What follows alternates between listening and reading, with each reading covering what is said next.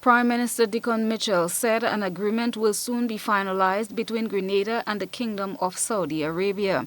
On Thursday, the Prime Minister welcomed a delegation from the Kingdom of Saudi Arabia led by His Excellency Ahmed Al-Khatib, Chairman of the Board of Directors and Minister of Tourism.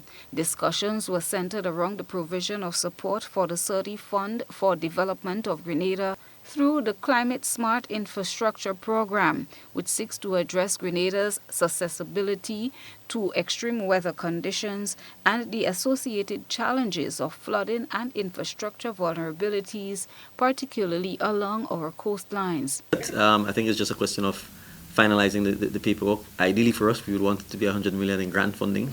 That may not be the case. It might be a combination of grant and loan, but obviously we would be pushing as much as possible to make it grant funding.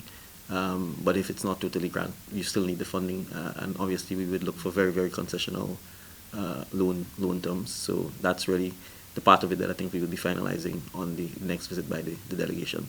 So ideally we expect in the not too distant future that we can have a formal announcement that the agreement has been concluded, and we can begin to have the discussions with the public about what the projects entail, so that we can get the consultation, the buy-in, etc. from the public on it. Prime Minister Mitchell outlines some of the projects that will benefit from the Saudi Fund for Development. The project has a number of components, some of which include the resuscitation of the Carenage and the saving of it. As you're aware, it's susceptible to sea level rise.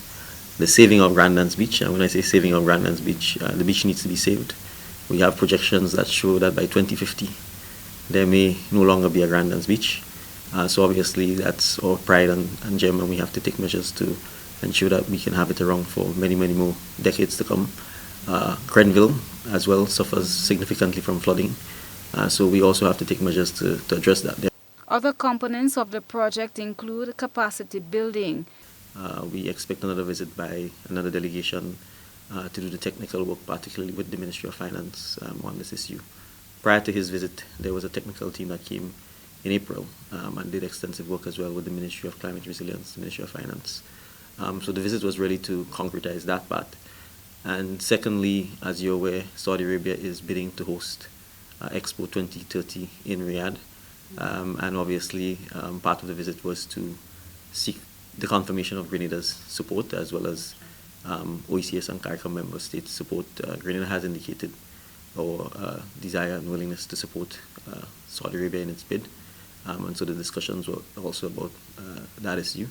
The government said it is dedicated to further fortifying the relationship between both countries, seeking opportunities for collaboration and working together to achieve mutual goals.